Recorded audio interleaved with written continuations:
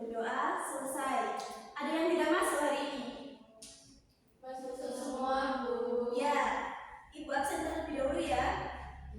Nia, Mufida, Seira, ya, hadir semua ya. Jadi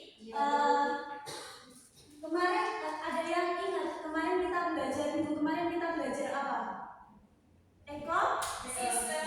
Nah, ekosistem sendiri itu tidak terlepas dari air, udara, dan tanah. Nah, menurut kalian kalau airnya tercemar atau udaranya tercemar, apa yang akan terjadi pada ekosistem? Rusak, betul. Apalagi? Hewannya mati, Bu. Iya, betul. Mbak Seira? Tidak seimbang, betul. Nah, hari ini kita akan membahas tentang pencemaran air. Ya, sebelumnya Ibu bacakan tujuan pembelajaran hari ini. Peserta didik mampu menjelaskan pengertian, penyebab, dampak, dan cara mengatasi pencemaran air, serta menyusun rencana pembuatan alat penyaringan air sederhana sebagai upaya menjaga kebersihan lingkungan. Ada yang tahu pencemaran air itu apa?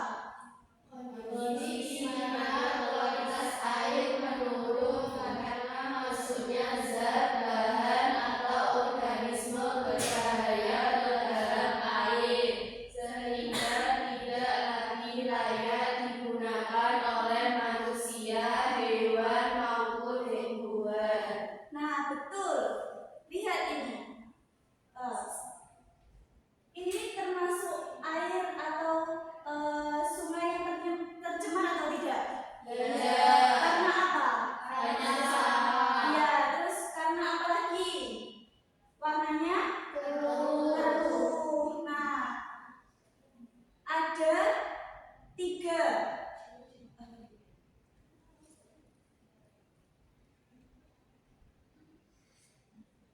Air dikatakan tercemar karena ada 3 perubahan. Yang pertama, warna, rasa, dan bau. Nah, kalau kita lihat dari gambar ini,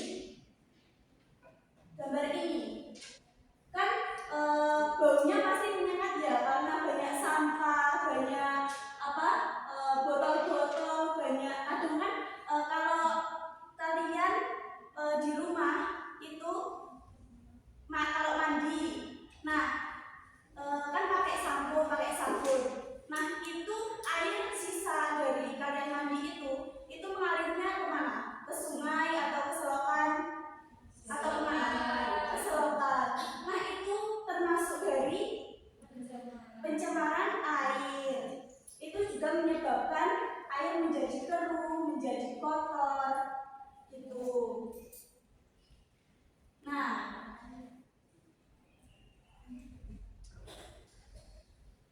ini penyebab pencemaran air itu ada 2. Yang pertama, penyebabnya itu proses alam, seperti letusan gunung berapi, banjir, atau pembusukan tumbuhan dan hewan di air.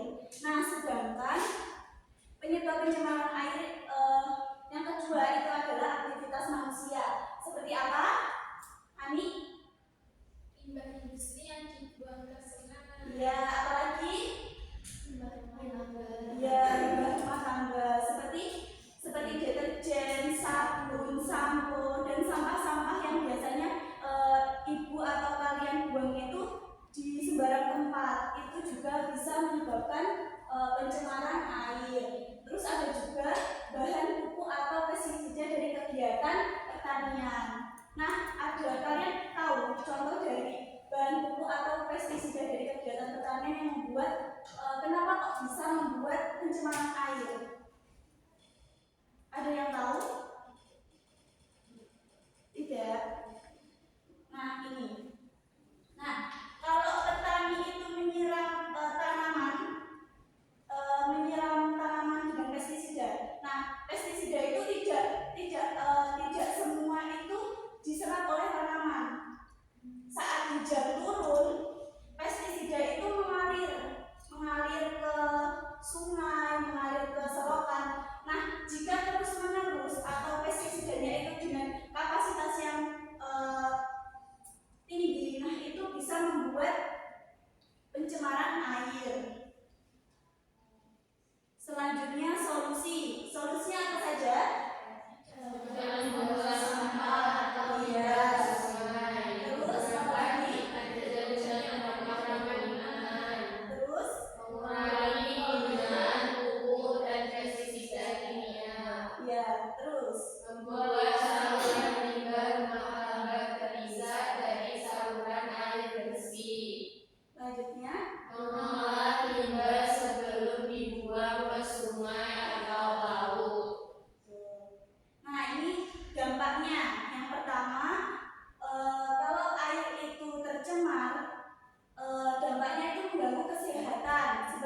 diare. Kalau kalian minum air yang tercemar itu bisa kena sakit perut, terus gatal-gatal kalau kalian mandi pakai air yang sudah tercemar. Terus rusaknya ekosistem air kayak ikan, terus udang dan lain-lain itu bisa meninggal. Terus habis itu mencemari tanah dan air tanah. Limbah yang masuk ke sistem tanah atau irigasi bisa mengurangi kesuburan tanah. Gitu. Nah, lanjutnya kan ibu kemarin kan sudah membagi kalian menjadi 3 kelompok. Terus kita kan hari ini kan mau membuat penyaringan air sederhana. Udah membawa bahannya semua? Sudah. Nah, sekarang ke kelompoknya masing-masing. Kemarin kan ibu sudah membaginya. Oh, sudah. Oh iya. Ini untuk LKPD-nya dibagikan.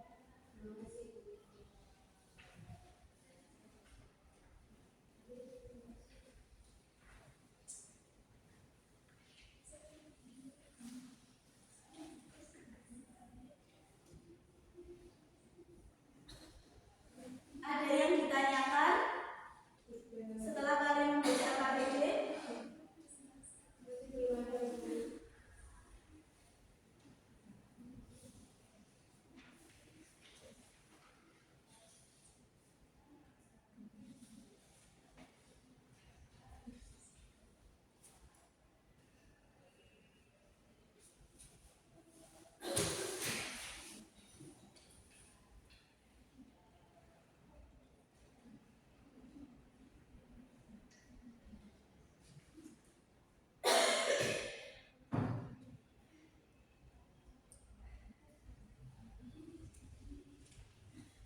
Ibu kasih waktu 5 menit ya untuk pengerjaan.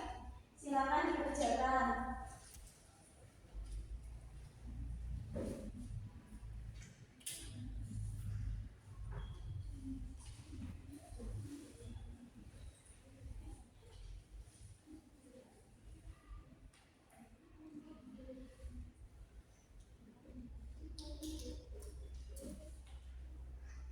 Sudah selesai semua? Kelompoknya Mbak Selfie sudah selesai? Sudah.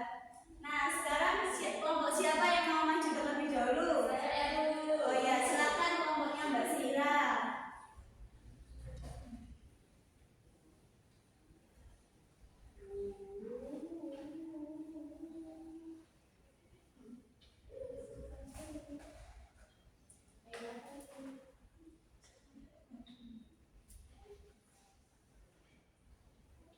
Assalamualaikum warahmatullahi wabarakatuh. Waalaikumsalam warahmatullahi wabarakatuh. Oke, di sini kami akan mempresentasikan hasil kerja kami. Nah, yang pertama kan ini airnya keruh ya teman-teman. Nah, setelah itu kita masukkan ke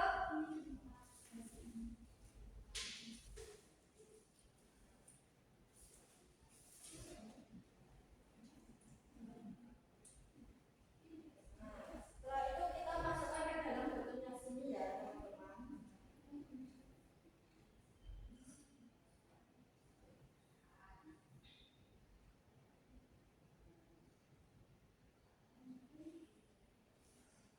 Lagi Mbak Sira.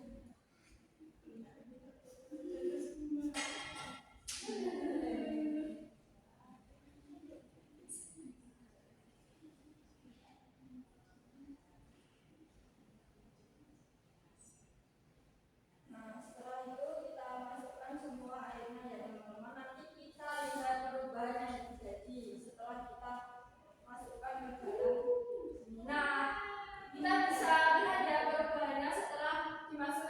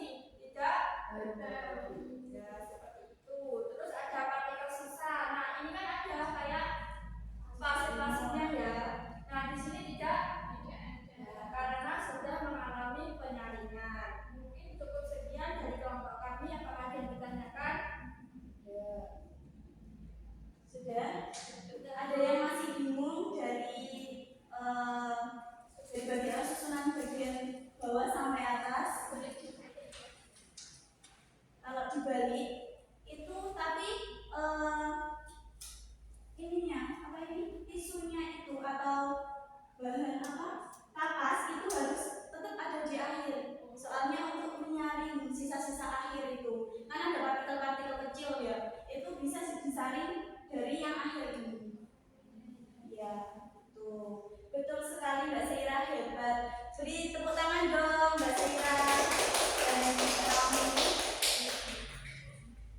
Terima kasih.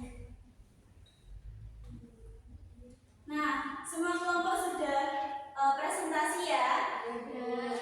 Nah, selanjutnya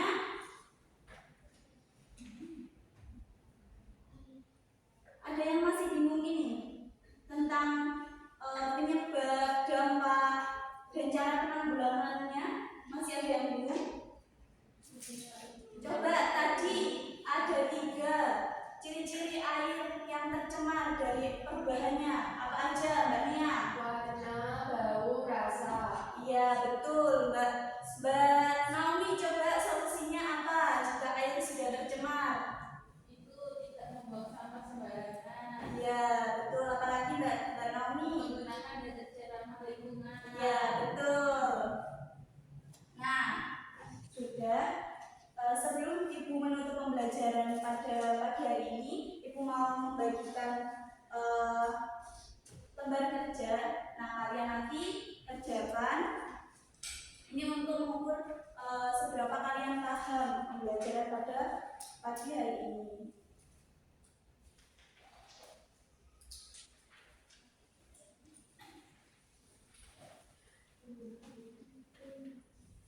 Kasih waktu 2 menit ya.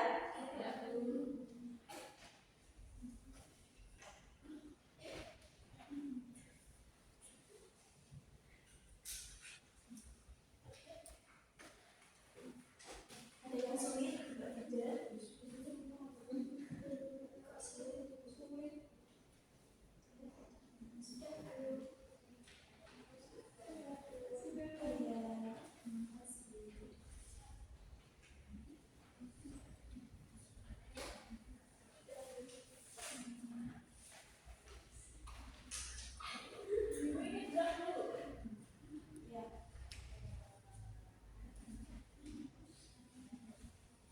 Nah, jangan lupa ya, minggu depan kita belajar tentang lanjutannya ini, pencemaran udara dan pencemaran tanah.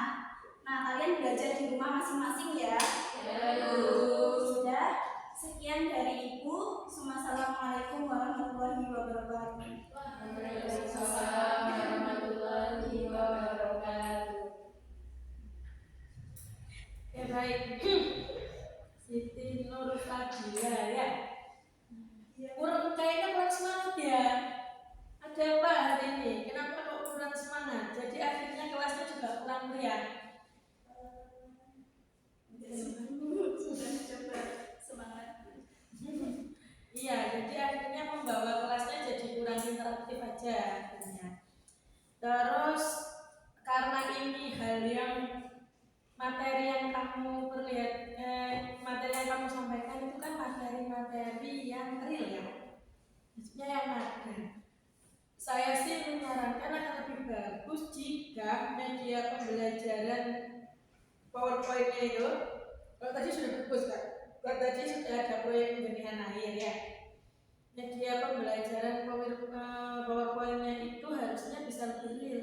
Contoh nih, penyebab pencemaran air 1, letusan gunung berapi yang membawa atau naik. Itu daripada kata-kata begitu, kasih aja gambar gunung Merapi meletus dengan lavanya, atau kasih gambar atau kasih animasi yang bisa bergerak gunung meletus nanti lavanya mengalir ke air ya. Video pendek banjir yang membawa lumpur dan kotoran, ya kasih aja gambar.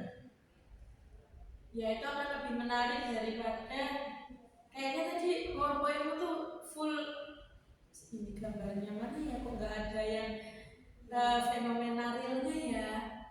Terus berarti pakainya ini PJBL. Iya, PJBL ya. Masalahnya tadi ini pesertanya atau muridnya tahu dari mana masalahnya? Itu apa itu? Sungai banyak sampahnya. Sungai yang banyak sampahnya. Terus salah satu solusinya berarti adanya penjernihan air.